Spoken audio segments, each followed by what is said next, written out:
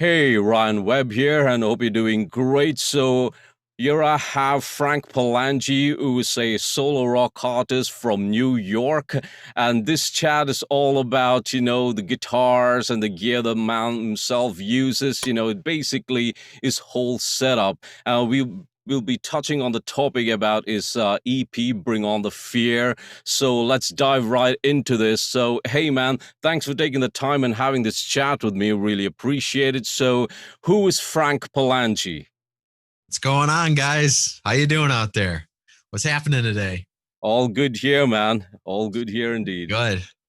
I'm a solo rock guy here. Been recording and playing out, doing music for 12 years full time, but about 20 since I was first started when I was a teenager sometime. And it was 13 years old. And yeah, I love rock, hard rock, acoustic rock, metal, any type of rock, pretty much. So I love it. Yeah, I've been doing that. So I play out, or I used to play out before COVID hit, and now it's everything's digital, folks. All digital. So, indeed, how do you manage your time to do all these different things, in 24 hours, man? It's tough. I do a little bit off of vibe. I just wake up in the morning and there's a few things that I have to do, and then there's things that I just, if I feel like doing, I'll just pick it. Today a practice day? Is today recording day? Do I have to, do some video editing? What do I have to do? It's so every day though is always some kind of promoting or sharing or something like that too. That never ends. I wish it did. So, do you have a routine for your to warm up your vocals? Do you sing every day? Yeah. What is your routine, man? Well, I do play every day now. I didn't used to, but since I started teaching lessons, I noticed that kind of keeps me going on my off days, because normally I just wouldn't play at all. But I do tinker around with something depending on what I have to, teach or practice or that kind of stuff. So, but honestly, I don't practice a lot. I practice if I have to. If something's coming up, then I get in practice mode and I do it. And vocally, I just kind of, tea, a lot of water. I don't really do a lot of warm ups. I'm trying to do some, but I just go for it pretty much. Warm up along the way. Yeah, no milk, or I try not to do dairy if I'm gonna sing the next day, because dairy kills me as much. So I bet you it does it for everybody, man. yeah, Cheese, a lot of cheese should do it. ice cream. That's my favorite. I can't eat as much anymore.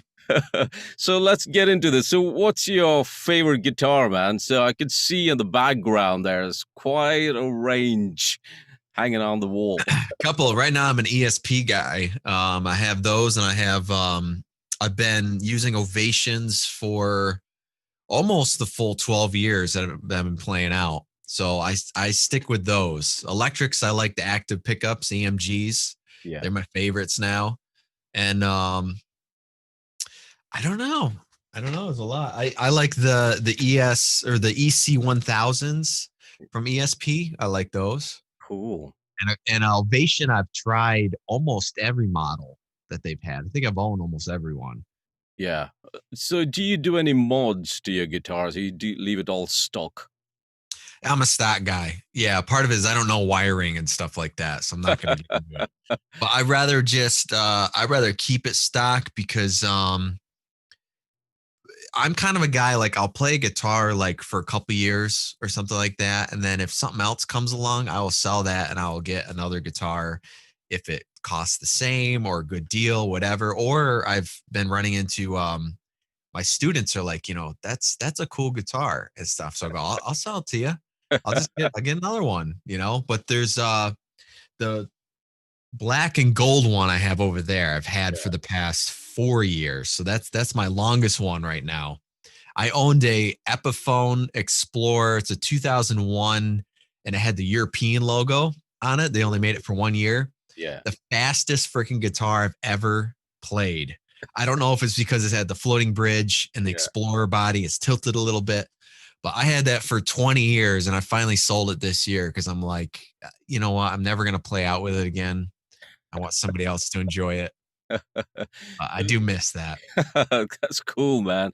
So along the way, if you have an idea in your head and you think, okay, I'm gonna grab this guitar. So which is your first choice? This is what I'm gonna go for, and it's gonna work for me.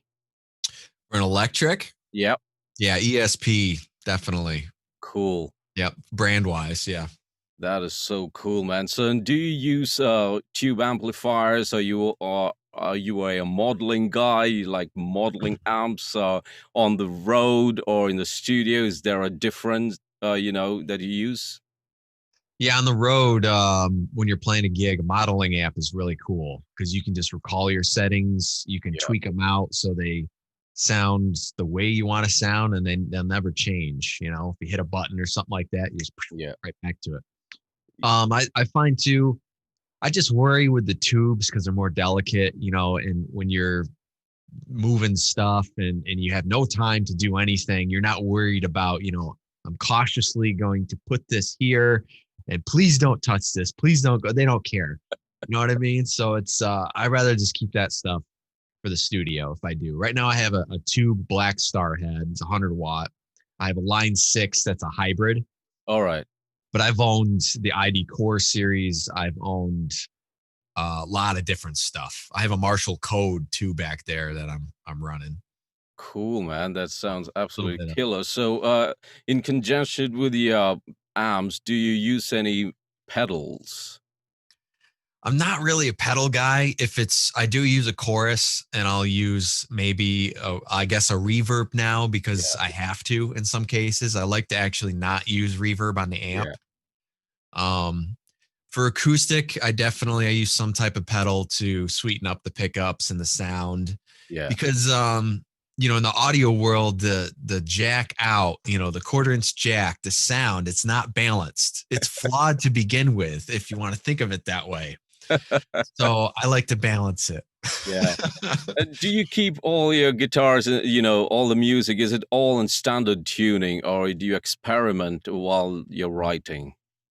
No way. D standard all the way. D standard all the Every guitar, because acoustically, I can use the capo and play covers, all the way up and all Yeah, the way down. And then my style, I just kind of decided, all right, with my voice, the register, D standard. So I'm going to do. But I really love to play in D sharp, yeah. but I just don't. That's so cool, man. So here's a cool one for guys. You got to check this out on YouTube. The man Frank Palangi doing the national anthem on guitar solo. Yeah. Just tell us about that, man. It's so cool.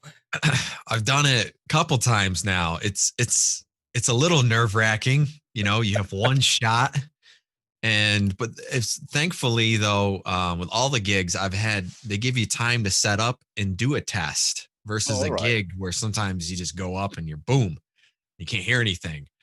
Um, and actually, the audience when they're there, that doesn't bother me. That adds to the energy. Yeah. I remember the first one. So the very first one, we were at the DCU in Massachusetts. There was over 3,000, 4,000 people there. My very first one. And it's, you're up on the screen, the teleprompter. I was so focused. I did look once, but I didn't want to look again because I looked and I go, oh my God. I went back. Like, let me just put my, feet dedicated on the ground, like James Hetfield style, Yeah. and just go. Yeah. What's your headspace like, man? Like the day before and, when it's actually happening, are you shaking or, you know? No, you gotta stay calm. No, if you Yeah. do that, you'll screw up wicked. There was one I did locally that wasn't as good because I don't know why. I don't know if it's because it was cold too because it was hockey. Yeah. One's football, we got warmth, and then one's hockey. Then I do Yeah. basketball and everything else. So it depends, it's people forget that too, temperature and stuff. If you're cold and you're freezing and you're standing on that ice, because I'm back there at least an hour or two before Yeah. the performance. Yeah. So I have, 3 coats on and yada yada. Crazy. Cool, man. So let's get into this rather cool sounding EP, Bring On the Fear. Yeah. Let's get into that, man. It sounds so cool. So, what is the whole process like for you when you're being a solo rock artist? The writing process, the recording process, are you playing most of the instruments? Or are you hiring session musicians? Where do you record? A lot of questions there, man. So, up to you. I can answer them. It's changed over the years. So when I first started, we went to Nashville and I worked with the band Day of Fire and their producer. So that was old school. The band tracked together in a room like they used to, and I was in the booth, separate booth. They deleted my part and I would do it later, that sort of thing. So that was the old school way. And the second way was all digital, was sending files back and forth, never meeting the people. I've never met, I think, anybody on that second EP. And some of them I've worked with for almost like 8 years now. Never met them my whole life. So it's interesting. But so right now I do outsource the drums. Like I'll do a full band demo where I do all the instruments because I've got a Lesis Strike Cool. Pro drum set That is so cool, man. That is cool. back there that I picked up. And I use it on the local artists and stuff that record and demos and things. But I like the drummers who's actually a drummer who does it for a living, who's, excellent, to put that spin on it. Yeah. Because that adds extra character to your music too. I'll take that, I'll bring it back here, and I do everything else here. Sometimes I'll have a few people do a guitar part or maybe a bass part or something like that. But yeah, and the last two records, Bring On the Fear, I mixed and produced myself. So it's really almost all in house besides the mastering. Yeah. So it's even more pressure. So you don't try to do your own mastering? No, I don't. Somebody described it as the dark arts, and I don't get into it. Yeah, same here, man. I try not to do it myself. It's the worst thing you could do. In a way, I know there are a lot of cool musicians who are doing that, recording, mixing, as well as Yeah, mastering. I think when the headspace that you spend so much time writing the music, recording it, mixing it, and then I you're too think, attached. yeah, I think it's just you start Yeah. misjudging it too much. It, Well, people forget because people ask me all the time, like, what is mastering? And I go, it's not an easy question, to answer. yeah, But my answer is that they're in a room specifically designed for mastering, and they're going to take your songs and make it sound even bigger and better from the mix. But then also in every device that you listen to it, they kind of do a middle of the line thing. So it sounds good on all of them. You know what I mean? Or yeah, mix. I'm mixing it a certain way and I might have too much bass and stuff in it, but it feels good. But overall, you gotta yeah. smooth it out a little bit. Yeah, of course, Yeah. man. So if there was gonna be a single gonna be picked up from your EP, which one would that be? Be Gone Mad because the music video we did, it's on Vivo, and I kind of choose the singles. I don't know. Sometimes maybe you let the singles, you don't choose them. Maybe they choose themselves. But Yeah, every EP, I've always had in mind that this is going to be the single, and this one's going to be in the single. But because there's an EP and I won't do a record, I view them all as a single, yeah, in a way. So sometimes it's hard to say like what is the single. So what I do is that's it's what it's most about, yeah. basically. That's the vibe of the whole thing. Cool. So how did Gone Mad come about? Was it based on a riff or a crazy idea that you woke up in the middle of the night, say, "I gotta get this down"? Yeah, it was actually a song from 2012 I was going to Yeah. do on the second EP. It was called True Talent Has Died back then. And the only thing that's original, I think, is the chorus, All pretty right. much, and the little hook at the end of the regular chorus.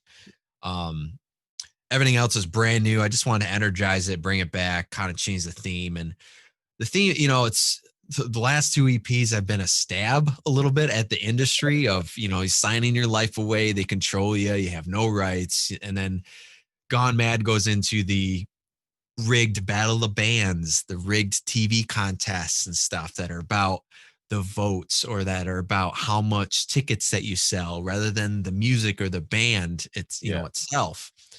So we've all done that where the nieces the judge has a niece or nephew and they win the contest or something Yeah. like that. You're like, come on, man. You know what I mean? Cool. So what Yeah. inspires you to write those, your lyrics? What is a starting point? Do you go away somewhere or is it all done in your studio? What happens? I'd like to take a trip to the moon one of these days, Mars, who knows? Who knows? Space writing. Um, I don't know. The music really comes first to Right. me. I will write random lines Yeah. and then eventually I'll put them all together. So I might have 3 songs that turn into one. I might have 5, maybe 8 different ideas on a paper, and it's somehow has maybe 3 common threads to it. And then I'd start to strip that down. And I say, all right, what's this about? Okay, that's cool. That's cool. So it's kind of a taking thing, picking. I kind of do that with music a little bit too. All right. I'll steal riffs from 20 years ago that I wrote. I always like that. I gotta put it in there. Gotta do it. Cool. But there's times where I do write the music and then the lyrics just come like that. And there's a basic outline form. You got Yeah. the intro, you have a pre-chorus and chorus, and you're ready to go. So Cool, it's man. hard to Sounds cool. explain. So, on a, roughly how long would it take for you to write a song? It's like from start to finish. If you're doing the whole thing, I mean, playing all the instruments, would you work on it just from finish it off, all in one day, or does it happen in 6 hours? What is the whole process, man? I've done demos. I did all the instruments, a mix, and I call it the mock-up master, in a day. And then I've done it where, like on the Set Me Free record, it took me a year Yeah. to fully because my mixing curve, I wanted to mix it and I wanted to progress. So I was learning things along the way. I was doing a lot of research. So I think that's why everything was I did redo the guitars 3 or 4 times on it though, but everything else was recorded and kind of set in stone.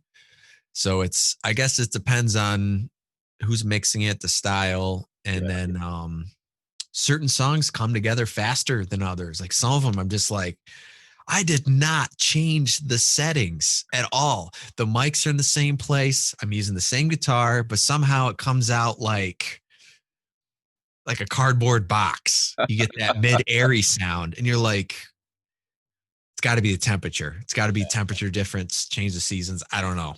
Who Yeah. knows? Cool. So, what mics do you use, especially for your vocals? Sounds rich already, man. Coming out through Zoom. Yeah. I've used the KSM series for the past 10 years, something All like right. that. I started with a 27. I got a 44 here. I've used the Beta 58 for a lot of years, but I upgraded to the KSM 9HS, All right. which is a condenser microphone. I'm going to say this. It's a condenser microphone. Okay. Some people have argued this for me. It does not need phantom power. That's why I bought it. But Cool. you can use phantom power if you want to. I noticed it does add a little bit of warmth, but I've done it with a couple of videos, practices, and online playthroughs, and it doesn't need phantom power, but it's a condenser microphone. I love it. That is Love it. And cool, it's man. slick. It's black, slick. I think I have one over here. I have a couple things over here too I could show you. Cool. Go on, grab it, man. Grab all your goodies. Well, first of all, I'm not endorsed by these guys, but you should definitely get some of this stuff. Cool. It'll double your string length. Cool. Okay, so I'm endorsed by Radial Engineering, so I use a lot of their direct boxes, the reamps, and all that good stuff. Cool. I love them. They're solid designs. You could drop them from 5th floor, and they'd be all Yeah. right. I got a few lined up. Kind of magnetized. I do see that. I Is think I that even a haven't seen word? one. Magnetized. Who knows? How do you do that? How do you stick them on the wall? Oh, the thing, my whole my studio is actually a booth, like a 4 by 2 meter booth, and it's in my garage, and it's all Okay. metal, and between the metal panels is all the gooey stuff. Ah, okay. So it's quite a strange feeling when you come into this room. It's very flat, very dry, dead, but everything translates really well. I sent my Yeah, very mixes to clean. Dave Collins and got approval. He said all the frequencies are fine. I say yes. So yeah, for me, it's basically taking any pedals, couple of magnets, bang, on the Right. tap thing. I just occurred to me, you kind of look like the guitarist in Foo Fighters. You're gonna be like, dude, is that the guitarist, man? You do. I think so. Just So what throwing it else? out there. Yeah, what else have we got now? So I got a new endorsement from Pig Hog cables. I'm using them all right now. I love them. They're everything's shielded, oxygen free, All gold right. plated, all the good stuff. But Cool. it's Are they affordable. based in the US? They are. All Yes. right. They are. Yep. They're Cool. great. I don't know how many years they've been around, maybe a couple. Um I'm endorsed by Intune Guitar Picks. So if you guys want any of my custom picks Cool there, or stuff. just I can sign them or you can use them or whatever, I do ship those out. I don't know. I got like Kaiser has an artist music support system. So the capos and Yeah. stuff. I've got a few of those. I've got a CAD audio for the headphones and a couple mics. Oh, you asked what mics I use for Yeah. guitar. So I have a vintage 57. I can't say the name, like you whatever it's called, Yeah. Unidel 3 or something Yeah. like that. Yeah. So I had one from 2000s. I had two of them from 2002. I sold those because I'm like, oh, they're older, all the older mics they make better and all that kind of stuff. But guess what? I want that vintage one. And dude, if you can ever get one, so much better. So much better. Yeah. And then I use a CAD audio. It's a D89 or something like that. It's an instrument microphone. They have extremely loud microphones and Yeah. they're like $90 or something like that. Love it. And I Cool. use a Beta 58 in the back. Mic the back of an open cab, folks. Oh my god, it adds like Allison Yeah. chains and all that stuff. Yeah. Yeah. Adds all that. Cool stuff. Let's see. The preamp stuff, I use Warm Audio a lot now. I have Universal Audio. I just switched over to them. Mackie, I really like for the mixers and all that kind of stuff. I don't know. I have some extra gadgets. I do got to show this. So this is I got the signed CD. Well, it could be signed right here. Bring on the fear, new record. Yeah. So can anyone just go onto your website and just order it, and whether it's shipped internationally or whatever, is it possible even now? Yeah, it's free shipping in the US. If you're in anywhere else like Canada, Mexico, UK, really anywhere, I just have them message me and I do a custom order pretty much. So I have to Oh, kind of figure out what the shipping is to that yeah. country. So So where else can you get the EP from? iTunes, Amazon, you can stream it on Spotify, Pandora Radio, Deezer. I'm not really, I think Google Play went out of business or something like that, the Google Music. So I'm not sure where else you can download it, but it's pretty much everywhere where all the platforms go. There's like Yeah. 40 of them. Yeah. Napster, if Napster anybody uses it anymore. How do these streaming services work for you, man? There's some of them, for some bands it works, some definitely doesn't work. So for Yeah. you, how does it work? They're okay. Let me put it that way. They're okay. I just don't see like because everybody's pushing, I want 100,000 streams on each song or something like that. Yeah. I'm like, that's great, but it only pays you maybe like $40 or something like that. It's kind of the thing where it's cool. It is cool to look good in that sense, I guess, but it's like the downloads are what or how we get paid, you Yeah. know. And I always say it's great for the people because they have the file. They can put it on their phones, their iPods, whatever, and take it on the go. They can burn it to CDs if you Yeah. guys still use CDs. You can transfer it to cassettes if you want.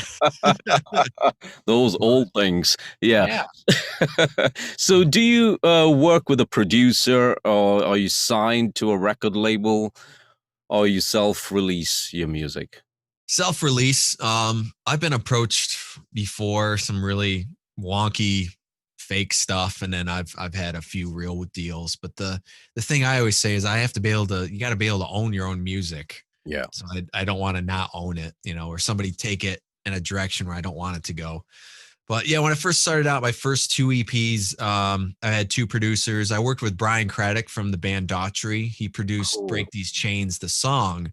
And then the EP I finished up, I produced myself and the new one. So I'm kind of self-producing, mixing, all that stuff now. So, but I've approached Stuart Epps from Led Zeppelin.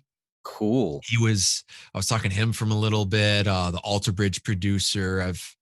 I've tried to connect a lot of ways, in there. But unfortunately, here's the thing, folks, is that your budget only goes so far and so long. And I've been kind of forced to do it now Yeah. that way, which I don't mind, but it's a money thing pretty Yeah. much. You got to have money to work with some of the bigger dudes. Of course. Yeah. Well, hopefully, one of these days, everyone can work with big names out there. It would Yeah. just happen. Yeah. It's starting to be Don't more think common. so. But anyhow, man, what's happening with you right now? Are you writing, or are you coming up with new music, or are I believe you're a filmmaker. Is that right? Yeah. Yeah. Film background. I love film. Yep. Since I was a kid, like VHS cameras, I'd make movies and stuff all the way up to whatever it is Cool. now, 6K, whatever. That was It's like fun. two questions kind of interacting with each other, man. I think I've got to split it right in the middle there. So, what are you up to right now? Basically, I've got a music video for Bring On the Fear, that song, coming January, hopefully, to Vivo. That's a completely self-produced, self-edited. I shot it and everything. Um, it's one of those things where everything is starting to be all in-house. It's Yeah. crazy.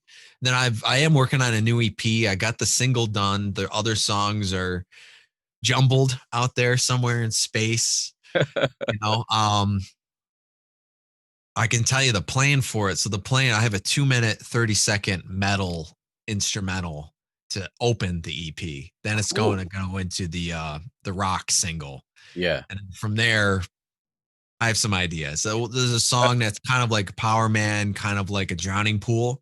Yeah. And there's another one that's more like maybe like a stained Daughtry Creed kind of mix going on. So Cool stuff, man. So, I'm gonna split and bring the other question back. So let's dive right into a little bit about your filmmaking, man. So how did that come by? How long ago was that? In place? Did you start making films at a very young age, or yeah, how did it all begin? Should I say? 7 or 9 years old, something like that. I dressed up as the crow and then, tried to reenact, I don't know, part of the movie in front of the VHS camcorder that we had there. So that's another reason why I started music, is the movie The Crow, because he Yeah, plays guitar in it, and I go, I want to play that. But then also inspired me because I'm like, this is cool. I'm like, yeah, maybe I could make a movie or something like that someday.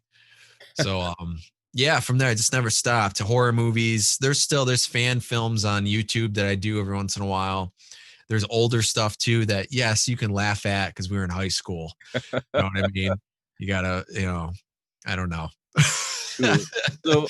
So, being a filmmaker, how involved are you in your own music videos? Very. I always come up with the story, the shot outline, all that kind of stuff. But I've always chosen to have a director and an editor. But this time, with everything going on, I'm like, you know what? I've made enough short films and stuff like that, and I've done a few small music videos for other people, and I go, I'll try it. Let's do it. What do I got to lose? Cool, man. So this has been really great, man. I do appreciate you taking the time and having this chat with me. So before we end this, is there anyone you want to give a shout out to, like your fans or your brands that's endorsed, you? So Yeah, man. Everybody tuning in out there. I appreciate it very much. And all the fans tuning in. Hello. You can message me on Facebook or Instagram, whatever. It's all me handling this stuff. And yeah, shout out to the Pig Hog cables there, WB Gear, Cat Audio, Intune Guitar, Spectre bass guitars too. Great. I got a new one. I was gonna show you today, but I don't have it yet. I got it on the way. They're cool. great company. And radio engineering. And there's a couple other ones too, if I forget. I got a list somewhere on my website. So I appreciate all the brands because they're really supporting independent artists and stuff like that. And you know what's funny out there? Maybe they're listening, but I cannot get a guitar endorsement, either Ovation or ESP or Black Star or whatever. So maybe you guys can help me make that happen. You never know, man. You Yeah, just never I know. love it. Maybe they'll be listening to this little chat. Yeah. And hopefully, yeah, I think it's one of those things is so difficult. I think it's like anyone trying to get Gibson, to endorse them or That would be really tough. I yeah, would that say is that'd be that is like I think the promising brands are, Schecter or Jackson and probably with Epiphone and stuff yeah. like that. You can probably get endorsed, but probably. Anyhow, man, Well, Spectre is good for basses. yeah. I covered the bass end and drums too. I'm not really a drummer, but that's a little easier to get endorsements. Yeah. I wonder why. I don't know. A lot of The gear, a lot drum more player. gear, a lot more pieces. You know what I mean? Anyhow, man, this has been really great. Thanks again for taking the time and having this chat with me, and hope to catch you sometime soon again, man. Take care. No problem. Thanks, man.